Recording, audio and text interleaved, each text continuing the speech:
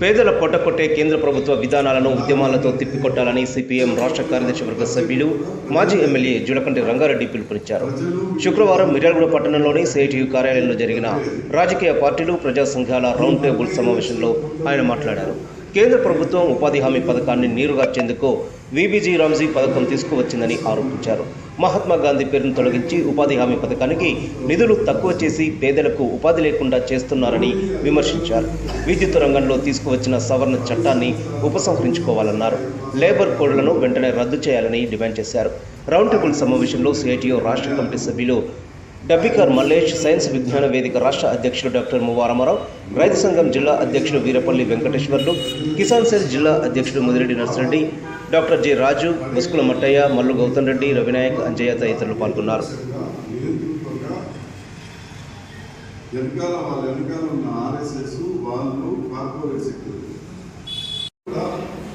కొన్ని మతాలకు ఉపయోగపడే విధంగా పెట్టుబడిదారులకు కార్పొరేట్ శక్తులకు ఉపయోగపడేటువంటి పద్ధతుల్లో రాజ్యాంగంలో కొన్ని మార్పులు తీసుకొచ్చి దానికి అనుగుణంగా మార్చడం అనేది జరుగుతా ఉంది.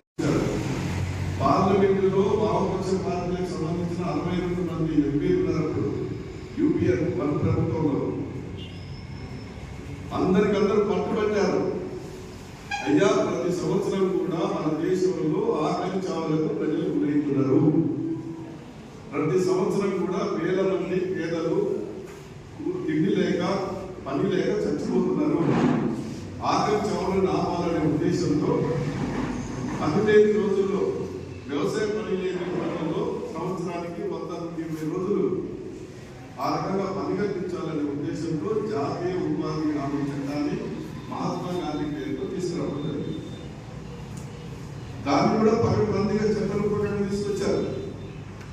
ఆ జాతీయ ఉపాధి హామీ చట్టం రావడం వల్లనే వ్యవసాయ పని లేని రోజుల్లో 100 రోజులు ఏదో రకాల రోజు 4 గంటలు 5 గంటలు పనిచేసి ఆ వచ్చిన డబ్బులు డబ్బులు పేదవాళ్ళు. మోడీని మానవత్వం ఉంటే ఏం చేయాలి? దానికి ఇంకా అదనంగా నిధులు కేటాయించాలి, పని దినాలు పెంచాలి, కూలి రేటు పెంచాలి. కానీ దుర్మార్గుడు ఏం చేస్తున్నాడు? ఈయన వచ్చిన దగ్గర నుంచి నిధులు పొందుతున్నాడు, తగ్గిస్తూ వచ్చిండు. ఇదంతా ఎందుకని చెప్పి ఈ పథకాన్ని లేకుండా చేయాలని చెప్పి ప్లాన్ చేసి ఇవాళ మహాత్మా గాంధీ జాతీయ ఉపాధి హామీ చట్టం అనే పేరుని తీసేశాడు. చట్టాన్ని రద్దు చేసి ఇవాళ జీరామ్జీ అంటే గాంధీ చెప్పిన గాడ్సే వస్తాడు, రాముడు వస్తాడు అనే పేరుతో జీరామ్జీ అనే పేరుతో ఇవాళ కొత్తగా పథకాన్ని తీసుకొచ్చాడు. చట్టం కాదు, ఒక స్కీమ్, ఒక పథకం తీసుకురావడం జరిగింది. ఇంతకంటే అన్యాయం. మహాత్మా గాంధీ స్వాతంత్ర ఉద్యమంలో లోపాలు ఉండొచ్చు, ప్రముఖమైనటువంటి పాత్ర వహించిన గాంధీ పేరు మార్చేసి చట్టాన్ని మొత్తం రద్దు చేసి ఆ చట్టాన్ని మార్చేసి ఇవాళ పథకంగా ఒక స్కీమ్గా తీసుకొచ్చి జీరామ్జీ పేరుతో దాన్ని తీసుకొచ్చామని నిధులు పొందగలిగాడు. అంటే ఈ పేదవాళ్ళు కూడా బతకద్దు. పేదవాళ్ళకి ఆ మాత్రం తిండి ఉండాలి, వాళ్ళ పరిస్థితులు ఉండాలి. అంటే బాగా కష్టపడి పంటలు పండించే రైతులకు వ్యతిరేకంగా చట్టాలు, కార్మికులకు వ్యతిరేక చట్టాలు, వ్యవసాయ కూలి పనిచేసే పేదవాళ్ళకు వ్యతిరేక చట్టాలు ఎందుకయ్యారు? ఆ సీట్లో కూర్చొని ప్రధానమంత్రి ఆ సీట్లో కూర్చొని ఛాయమాలని పేదవాళ్ళ కష్టాలు ఏదో తెలుసని చెప్పుకుంటూ నువ్వు పేదవాళ్లకు కష్టపడి పనిచేసి శ్రామిక వర్గానికి అన్యాయం చేస్తావా? ఇంతకంటే దుర్మార్గం ఉందానంటే ఎవరు అడిగినా నోరు పెట్టుకోరు. వాళ్ళ ఎజెండా మొత్తం కూడా ఏంటి? మొత్తం చూడండి, 11 సంవత్సరాలు 5 మాసాల కాలంలో ఎజెండా ఏ గుడి కూలబడదాం, ఏ గుడి కింద ఏమున్నాయి, కోరు కాళ్ళు ఉన్నాయి అని చెప్పేసి ఎక్కడెక్కడ ఈ పని తప్ప మోడీ పాలనలో ఒక అస్తవ్యస్త ప్రజాపాలన కొనసాగుతూ ఉంది. ఆ రోజు నల్ల చట్టాలను తీసుకొని వచ్చి రైతులని కట్టేట ఉంచుతూ ఉంటే ఆ రోజు ఈ వ్యవసాయ రైతు సంఘాలందరూ కూడా కలిసికట్టుగా పోరాటం చేసి ఆ రోజు ఆ నల్ల చట్టాలను రద్దు చేసేంత వరకు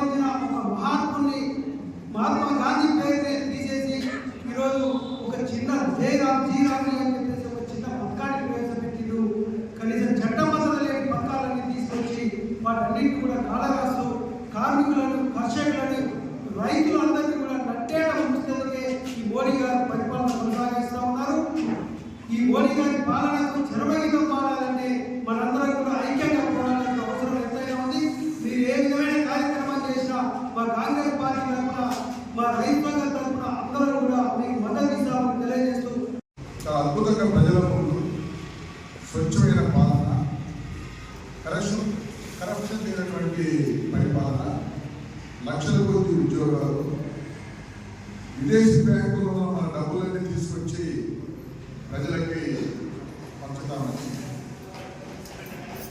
కుంభకోణాలని పాలిస్తామని అవి మాత్రమే చెప్పి అద్భుతమైనటువంటి ప్రజాప్రతినిధుల అధికారం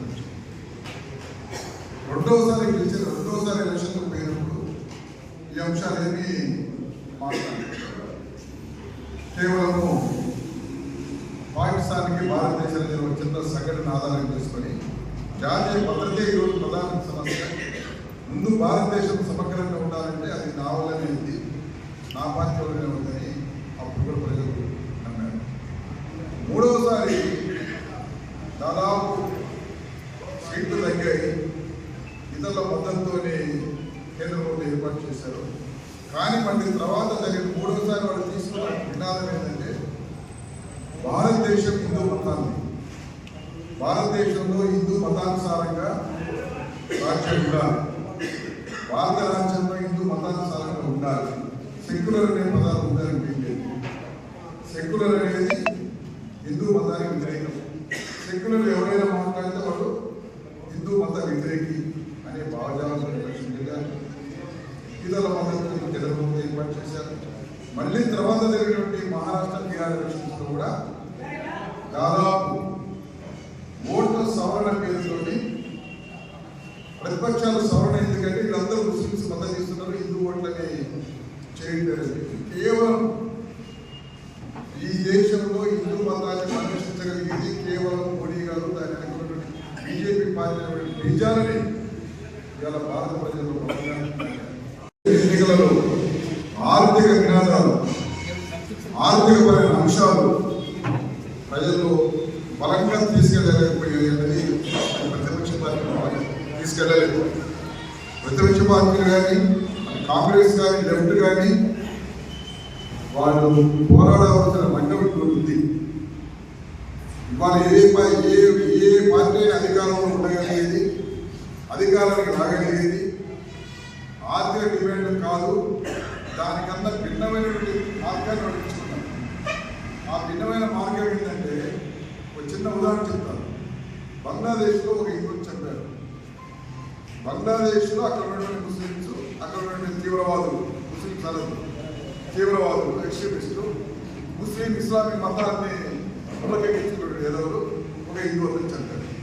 దానికి ఈ దేశంలో మిర్యాలగూడలో ఊరున దిష్టి బొమ్మను నిలబెట్టారు. దాన్ని ఏం నినాదించారు, ఏ రకమైన ఆవేశాన్ని తెచ్చగొట్టారు? అక్కడ మన హిందువులు చంపారు కాబట్టి ఇక్కడ అది ప్రశ్న, అది చెప్పరు. అంటే ప్రజలు ఏం ఆడుకుంటుంది? సో అక్కడ మన హిందువులు చంపారు కాబట్టి ఇక్కడ ముస్లిం చంపాలి. ఇది వాళ్ళు ఎంచుకుంటున్నటువంటి పద్ధతి. ఈ భావజాలానికి వ్యతిరేకం ఓడగొట్టుకుంటున్నాం.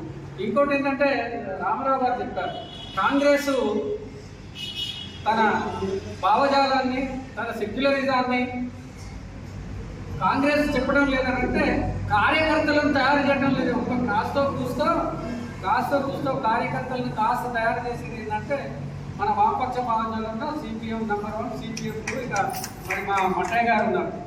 గ్రామాలలో సమస్యలతో పోరాటం చేసి కలుపుతున్నారు, కానీ మనము సిద్ధాంతాన్ని ఎక్కించడంలా. వాళ్ళు సిద్ధాంతాన్ని ఎలా ఎక్కిస్తున్నారంటే దేవుడి ముందు పెట్టి ఎక్కిస్తున్నారు. దేవుడి ముందర పెట్టి చెప్పాను కదా, మా పిల్లలందరూ ఏం చేస్తారంటే ఖచ్చితంగా బల్లో వేస్తుంటారు కదా. మన బల్లి పోయిన తర్వాత కృష్ణుడు ఏ పిక్చర్ దాకా ఇంటికి ఒక ఆయన పడతాడు. ఏమ్మా కాదు, మీ మనవరాలు కృష్ణుడు చెప్పారా? పాతకాలంలో 44 ఏళ్ళ మిర్యాలగూడలో ఉంటున్న పేదలకు ఒక 3-4 సంవత్సరాల నుంచి వాడకు ఆంజనేయుని గుడి, ఆంజనేయుని కండువ, ఆంజనేయుని గుడి, ఆంజనేయుని కండువ. అది వచ్చిన తర్వాత 12 రోజులు దసరా, మళ్ళీ 12 రోజులు ఏంటిది ఇంకో దేవత వస్తుంది, కనకదుర్గమ్మ. ఇంకా 12 రోజులు అయిన తర్వాత ఇంకొకటి వస్తుంది. మొత్తం నీ చుట్టూ నిన్ను కానీ, నీ భార్యను కానీ, నిన్ను కానీ ఈ ధరల గురించి అడగమని అడుగుతారు చెప్పడంలా. ధరల గురించి ఏం చెప్పేది లేదు. కూరగాడు ఏ పడిపోతుండో ఆ పల్లె ఏముందని అని చెప్పడం లేదు. పొద్దున్న లేస్తే సుప్రభాతము 4 గంటల నుంచి మొదలు పెడితే 10 గంటల దాకా వినకుండా ఉంటారు. పొద్దున్న నేను 4 గంటలకు 5 గంటలకు లేస్తే మన స్త్రీలందరూ కాళ్ళకు ఏమి వేసుకోకుండా పారాన్ని పట్టుకొని గుడ్డ పట్టుకొని ఆంజనేయుని గుడి పోతున్నారు. ధనుర్మాసం గుడి పోతున్నారు. ఇప్పుడు ఈ అక్కడికి ధనుర్మాసం గుడి చెప్పినాం అనుకో వాళ్ళ ఆయనతో పెద్ద గొడవ పడతారు. అయితే ఏమని ఎవరు చెప్తున్నారు? ఓట్లప్పుడు ఆయన ఇల్లు పైన ఉంటాడు. 100 ఇళ్లకు ఒక కార్యకర్త ఉంటాడు. ఈ కార్యకర్తలు ఎక్కడ తయారవుతుందో RSS నాగపూర్లో తయారు చేస్తారు. వాళ్ళు ఊళ్ళలో ఉన్నారు, మిర్యాలగూడలో కూడా ఉన్నారు. ఒక ఆయన పిల్లవాడు మున్సిపాలిటీలో పనిచేస్తాడు. నాకు 30 ఏళ్ళ నుంచి తెలుసు. ఈ మధ్య సార్ మీరు ఎప్పుడు చెప్పారంటాడు, పొద్దున లేచిన ఉంటాడు జై శ్రీరామ్ అని ఇంట్లో పట్టుకోవాలి. ఇల్లు ఉన్నది కదా, ఇంత దేవుడి యొక్క అసలు దేవుని యొక్క అరలేని ఇల్లుందా? ఆడ ముట్టొచ్చు కదా. మన మిర్యాలగూడలో ఎప్పుడు జరగలేదు సార్. మన దాంట్లో కర్రసాములు పెట్టి చేస్తున్నారు. అది వచ్చిన తర్వాత NRCగా వస్తుందని కూడా మన దగ్గర బలహీన పడ్డాయి కాబట్టి మరి అక్కడ పార్లమెంట్ అడిగేవాళ్ళు లేడు కాబట్టి ఇలా వాళ్ళు ఇష్టం వచ్చినట్టు చేస్తున్నారు.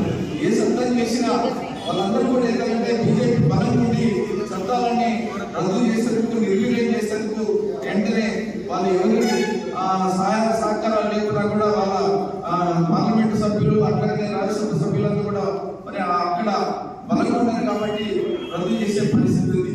అందుకే ఏంటంటే ఇలా మన మిర్యాలగూడ కాడిగా చూడండి. ఇప్పుడు గతంలో కమ్యూనిస్ట్ పార్టీ వైపు నుంచి ఆ నగరకాలు మిర్యాలగూడ అట్లాగే కొన్ని ఆ తుంగతుర్తి ప్రాంతంలో ఎవరి సపోర్ట్ ఉన్నా లేకున్నా ఇక్కడ CPM గెలిచేది. ఇవాళ ఏంటంటే ఇక్కడ మిర్యాలగూడలే మరి రంగాన చేసిన పనులే కావాల్సిన లేదు. ఒకసారి బాగా ఆలోచన చేయండి. ఇప్పుడు ఏ ఎమ్మెల్యే వచ్చినా ఏ ఎమ్మెల్యే పోయినా కానీ రంగనగర్ చేసిన పనులే ఇవాళ మిర్యాలగూడలో కానిస్తున్నాయి తప్ప ఎక్కడ కూడా ఒక్క పని వచ్చిన ఎమ్మెల్యేలు చేస్తున్నారు అనేది మాత్రమే లేదు. వాళ్ళు అన్ని కూడా దగ్గరికి దోసుకోవడానికి సరిపోతుంది తప్ప ప్రజా సమస్యల మీద చేసిన పరిస్థితి లేదు. అందుకే ఏంటంటే ఇవాళ మరి మన తెలంగాణ అసెంబ్లీ వచ్చిన తర్వాత కూడా ఇలా పరిస్థితి ఏంటి? ఇలా వ్యవసాయ కార్మికుల పని లేదు, రైతులకు సరైన గిట్టుబాటు ధర లేదు, అట్లానే కార్మికులకు పని కల్పించే హక్కు చట్టాలన్నీ కూడా పోయే పరిస్థితి ఉందంటే దీన్ని కమ్యూనిస్ట్ పార్టీల నాయకత్వాన ఆనాడు మరి కాంగ్రెస్ పార్టీ అధికారంలో ఉన్నప్పుడు CPM అట్లాగనే CPI ఇతర వామపక్ష పార్టీలన్నీ కూడా 30-40 సీట్లు ఉన్నాయి కాబట్టి ఏ చట్టం చేయాలని కూడా కమ్యూనిస్ట్ పార్టీలని వాళ్ళ సహాయ సహకారాలు తీసుకొని చేసేది. ఈ బీజేపీ వచ్చిన తర్వాత 2014 తర్వాత బెంగాల్ ప్రభుత్వం పోవటం, అట్లాగనే త్రిపుర ప్రభుత్వం పోవటం, అట్లాగనే మరి కేరళలో 1-2 సీట్లు గెలవటం కారణం ఏంటంటే అక్కడ 40-50 సీట్లు కాక వామపక్ష పార్టీలు ఉంటే ఇవాళ పరిస్థితి ఏంటంటే వాడికి దంతే గుద్దినట్టుండేది. కానీ ఇవాళ లేవు కాబట్టి ఏంటంటే ఇష్టారాజ్యంగా పోతున్నది. మిర్యాలగూడ భవన నిర్మాణ కార్మిక సంఘం కొత్తగా ఈ మధ్య ఎన్నిక జరగడం జరిగింది. అధ్యక్షుడిగా రవి ఎన్నిక కావడం జరిగింది. ఆయనకు ప్రత్యేకంగా అభినందనలు, శుభాకాంక్షలు. ఉపాధ్యక్షుడిగా సత్యనారాయణ ఎన్నికయ్యాడు. ఆయనకు కూడా అభినందనలు, శుభాకాంక్షలు.